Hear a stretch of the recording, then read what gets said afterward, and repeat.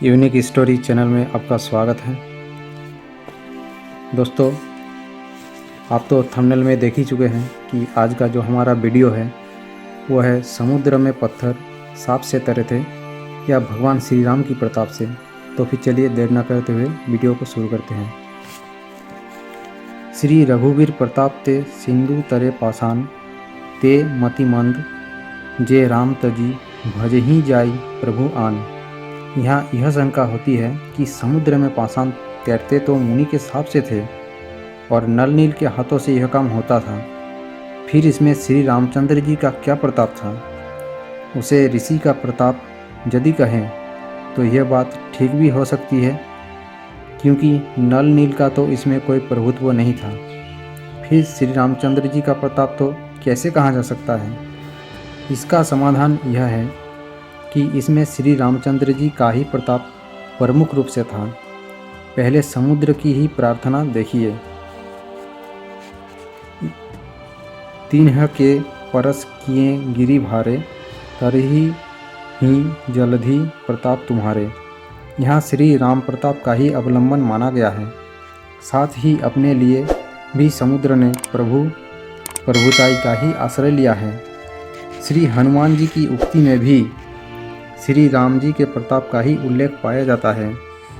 श्री जाम्बवंत जी भी नल नील से यही बात कह रहे हैं। यही क्यों सारा दल ही काज प्रारंभ करते समय श्री रघुवर के प्रताप का ही स्मरण कर रहा है। अतएव यह अघटित घटना श्री रामचंद्र जी के प्रताप से ही घटित हुई है और इसी कारण यहाँ स्पष्ट शब्दों में कहा गया है कि महिमा यह न जलधि के बरनी, पाहन गुणन कपिन के करनी।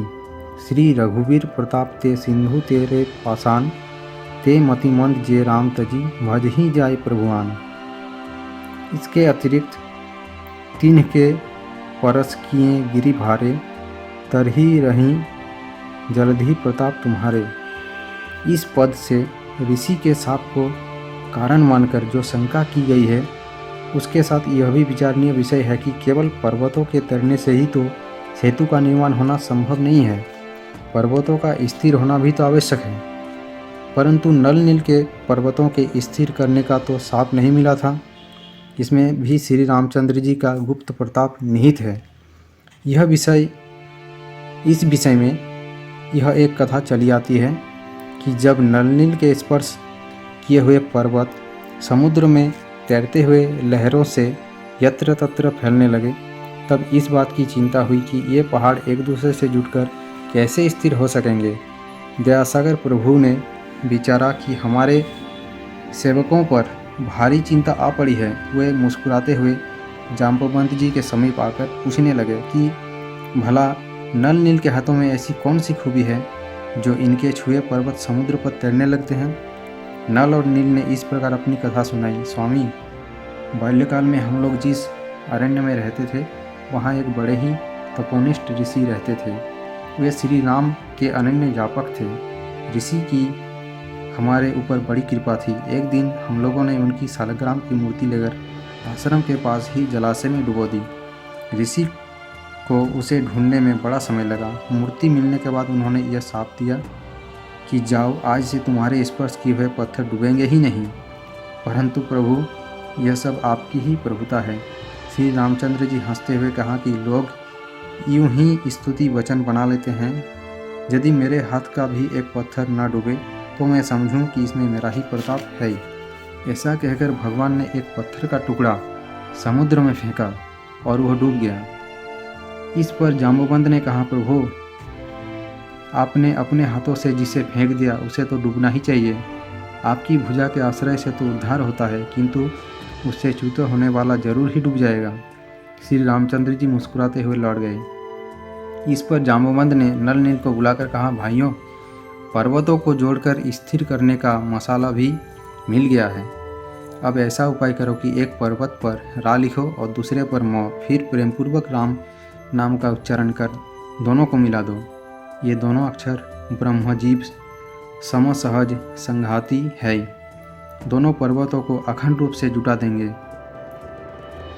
अतः ऐसा ही किया गया। अटल सेतु बनकर तैयार हो गया। इस प्रकार सेतु बंधन में राम प्रताप का ही सारा खेल है। इसी भाव को लेकर विनय पत्रिका में कहा है,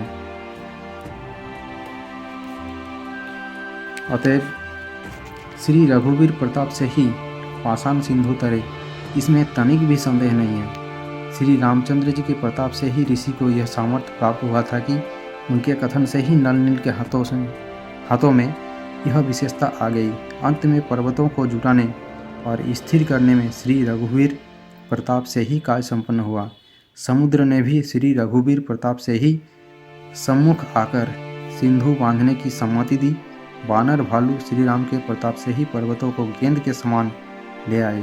सारांश यह है कि सेतु बंधन में जो कुछ हुआ श्री रघुवीर प्रताप से ही हुआ, इसमें तनिक भी शंका का स्थान नहीं है। आज के लिए बस इतना ही दोस्तों। अगर वीडियो अच्छा लगे लाइक शेयर एंड सब्सक्राइब करें। जय श्री राम।